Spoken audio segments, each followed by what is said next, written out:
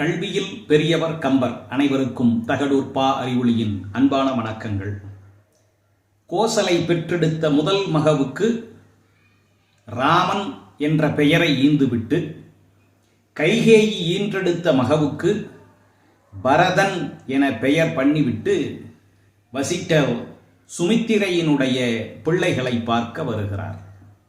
சுமித்திரைக்கு 2 குழந்தைகள் பிறந்தன. அதிலே முதல் குழந்தையினுடைய தொட்டிலுக்கு முன்னால் வந்து நின்றார். இந்த குழந்தையை பார்த்தார்.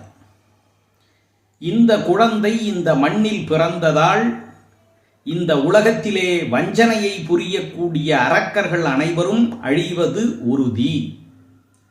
அரக்கர்கள் அழிவதன் காரணமாக வானுலகத்திலே இருக்கக்கூடிய உம்பரர்கள் என்றழைக்கப்படக்கூடிய தேவர்களின் துயர் நீங்கும்.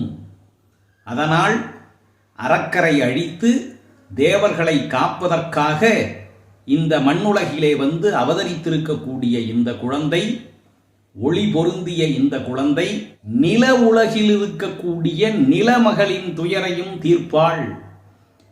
அரக்கர்களை அழிப்பதால் தேவர்கள் மட்டுமல்ல, இந்த மண்ணிலே வாழக்கூடிய மக்களினுடைய துன்பமும் தீங்கும் என்பதால் நிலமகளாகிய பூமாதேவி மகிழ்ச்சி அடைவாள்.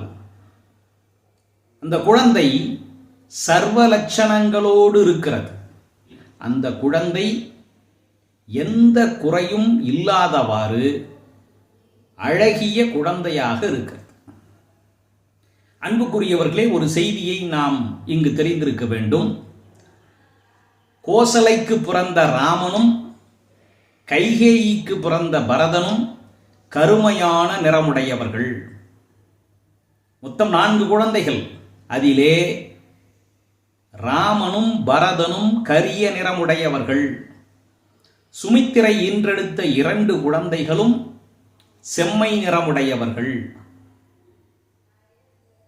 இந்த குழந்தை செம்மையாக இருக்கக்கூடிய சர்வ லட்சணங்கள் பொருந்திய குழந்தையாக இருப்பதால் வசிட்டர் இந்த குழந்தைக்கு லட்சுமணன் என்று பெயர் வைத்தார். லட்சணங்கள் நிரம்பியவன் என்று அதனுடைய பொருள்.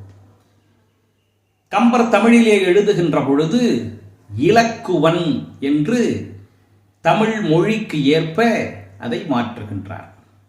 இலக்குவன் என்று சொல்லுகின்ற பொழுது நாம் தமிழிலே பொருள் கொள்வதாயின் ஓர் இலக்கினை உடையவன், ஏதேனும் ஓர் குறிக்கோளை உடையவன், ஏதேனும் ஓர் லட்சியத்தை வைத்துக்கொண்டு அதன் வழியே தன்னுடைய வாழ்க்கையை நடத்துபவன் என்று நாம் பொருள் கொள்ளலாம்.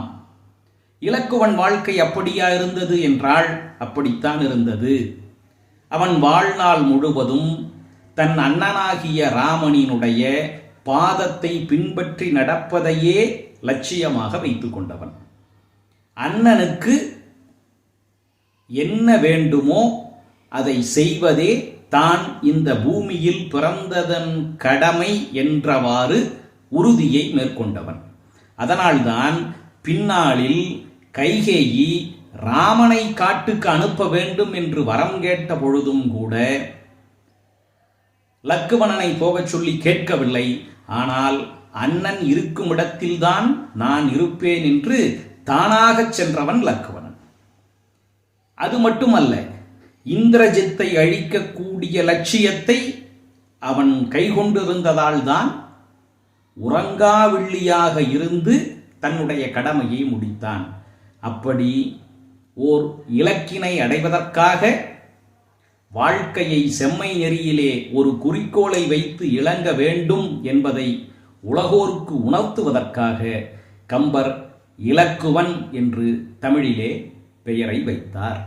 உலக்குனர் வஞ்சகர் உம்பரும் உய்ந்தார் நிலக்கொடியும் துயர் நீத்தனல் இந்த விளக்கரு மொயம்பின் விளங்கொளி நாமம் இலக்குவன் என்ன இசைத்தனன் அன்றே. மீண்டும் சந்திப்போம். நன்றி, வணக்கம்.